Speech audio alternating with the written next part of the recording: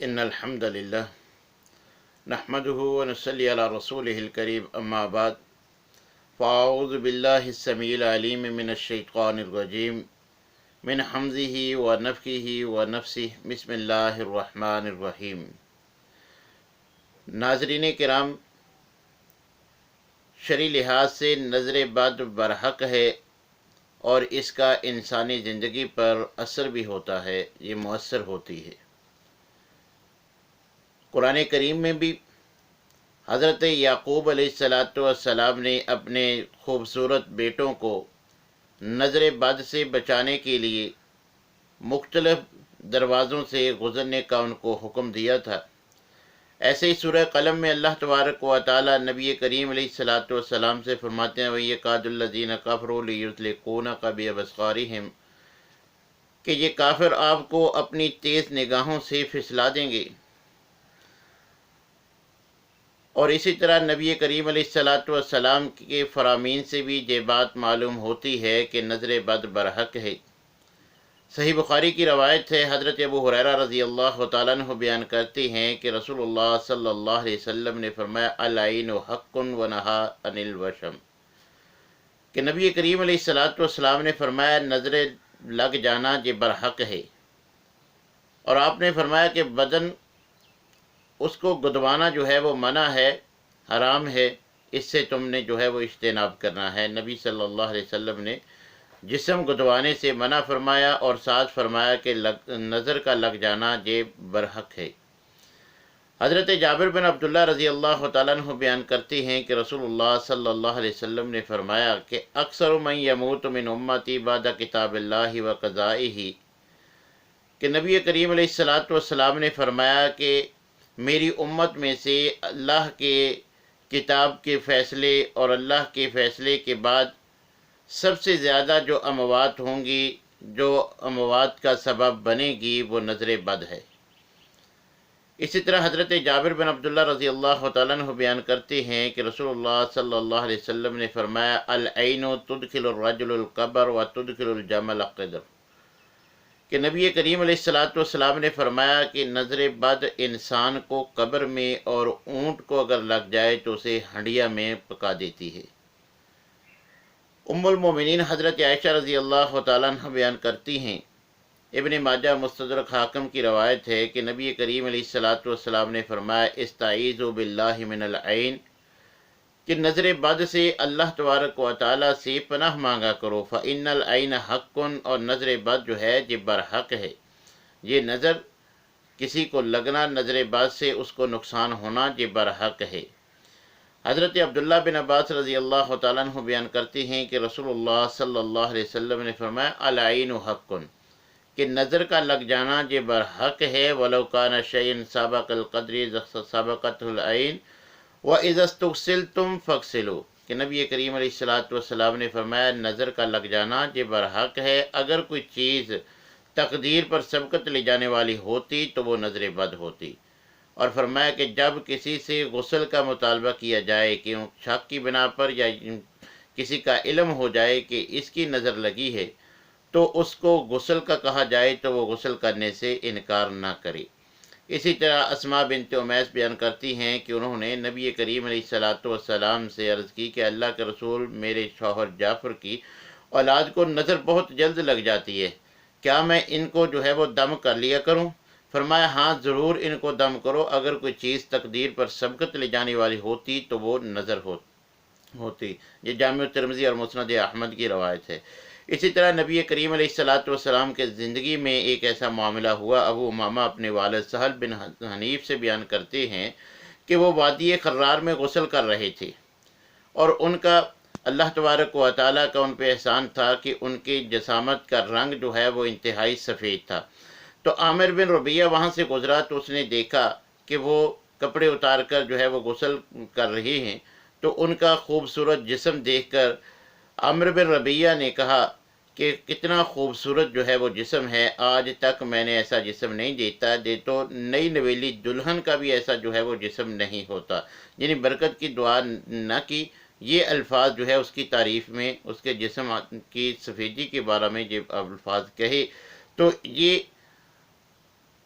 حضرت سہل بن حنیف کے لیے جو ہے وہ مؤثر ثابت ہوئی، اور ان کو سخت جو ہے وہ بخار ہو گیا، ان کی طبیعت خراب ہو گئی۔ جب یہ معاملہ نبی کریم علیہ السلام تک پہنچا تو نبی صلی اللہ علیہ وسلم نے پوچھا کہ بھئی تمہیں کسی کے بارے میں کوئی شک ہو کہ کسی کی نظر لگی ہو؟ تو انہوں نے عامر کے بارے میں بتلایا کہ جب یہ غسل کر رہے تھے تو عامر بن ربیعہ ان کے پاس سے گزرے تھے، تو انہوں نے ان کا جسم دیکھ کر ایسی جو ہے وہ باتیں کی تھیں۔ تو نبی کریم علیہ السلام نے ان کو بلایا اور فرمایا علامہ یقتل احدکم اخاہ، کہ تم میں سے کوئی کیوں بھائی کو قتل کرنا چاہتا ہے؟ الا برکت، کیا تم برکت کی دعا نہیں کر سکتے تھے؟ اکتسل لہو، اور آپ نے حکمن فرمایا کہ اب اس کے لیے غسل کرو۔ یہ سنن ابن ماجہ، سنن نسائی اور مسند احمد کی روایت ہے۔ اس روایت سے بھی نبی کریم علیہ السلام کی زندگی میں یہ واقع ہونے والے واقعہ سے یہ بات معلوم ہوتی ہے کہ نظر بد برحق ہے۔ اگر برکت کی دعا نہ کی جائے، کوئی ایسے الفاظ صرف کہہ دیے جائیں تو اس سے اس انسان کو نقصان پہنچنے کا اندیشہ ہے، اور نقصان پہنچتا بھی ہے۔ اس لیے نبی کریم علیہ السلام کی تعلیمات یہی ہیں کہ جب کسی کی کوئی ایسی خوبی دیکھیں کہ جو آپ کو اچھی لگتی ہو تو ہمیں اس کے لیے برکت کی دعا کرنی چاہیے۔ بارک اللہ فی، اللہم بارک علیہ، یا ماشاء اللہ، لا قوت الا باللہ، اس طرح کے دیگر مسنون الفاظ جو ہے، اگر آپ کو ایسے الفاظ یاد نہیں تو آپ ویسے اس کے لیے کوئی دعائیہ جملہ کہہ دیں۔ ایسا کرنے سے کرنے والے کی، دیکھنے والے کی، جس کو اچھا لگتا ہے کوئی اس کا کام یا اس کی کوئی خوبی اس کو اچھی لگتی ہے، تو وہ اس کی نظر سے محفوظ رہے گا، اس کو نظر بد نہیں لگے گی۔ یہ دوسروں کو اپنی نظر سے بچانے کے لیے ہے کہ جب بھی کوئی چیز یا کسی کا کوئی کام اچھا لگتا ہے تو بارک اللہ فی، اللہم بارک علیہ، ماشاء اللہ، لا قوت الا باللہ، اس طرح کے دعائیہ جملے اس کے بارے میں کہہ دیے جائیں، کیونکہ نبی کریم علیہ السلام نے فرمایا، مسند احمد کی روایت ہے، اذا رأى احدکم من اخیہ ما یعجبہ فلیدع لہ بالبرکہ، کہ جب تم میں سے کوئی اپنے بھائی کو دیکھے، اس کی کوئی چیز اس کو پسند آئے تو اسے برکت کی اس کے لیے دعا کرنی چاہیے۔ تو اگر وہ برکت کی دعا کر دے گا تو وہ اس کی نظر سے جو ہے وہ محفوظ رہے گا، اور اگر وہ خود، ہر کوئی انسان دوسروں کی نظروں سے اپنے آپ کو محفوظ رکھنا چاہتا ہے، اس کے لیے بھی نبی کریم علیہ السلام نے وضاحت فرمائی ہے۔ صبح و شام کے اذکار، بسم اللہ الذی لا یضر مع اسمہ شیء فی الارض ولا فی السماء وہو السمیع العلیم، اور اسی طرح دوسری دعا اعوذ بکلمۃ اللہ التامات من شر ما خلق۔ اگر کوئی انسان صبح اور شام اذکار مسنون کا اہتمام کر لیتا ہے تو وہ بھی نظر بد سے محفوظ رہتا ہے، اور اگر کسی کو نظر لگ جاتی ہے تو شرعی لحاظ سے اس کا دم بھی موجود ہے جو نبی کریم علیہ السلام کیا کرتے تھے، اور اس کی جو ہے وہ مرض کو ختم کرنے کا ایک دوسرا مسنون طریقہ کہ اگر علم ہو جائے کہ یہ نظر کس کی لگی ہے تو اس انسان سے غسل کروا کے یا وضو کروا کے اس کا وضو اور غسل کے پانی سے جس کو نظر لگی ہے اس کو غسل کروا دیا جائے، اس کے سر پہ ڈال دیا جائے، تو اس سے بھی اس کے صحت یاب ہونے کا، مرض کے ختم ہونے کا صحیح احادیث میں ثبوت ملتا ہے۔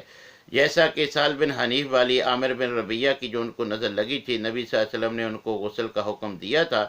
تو انہوں نے غسل کیا تو اس پانی کو جو ہے وہ سہل بن حنیف کے سر کے پچھلی جانب جب ڈالا گیا تو اللہ تبارک و تعالیٰ نے ان کو عافیت دے دی تھی۔ تو یہ مشروع طریقہ ہے، نبی کریم علیہ السلام سے صحیح اسناد سے جو بات ملتی ہے کہ اگر علم ہو جائے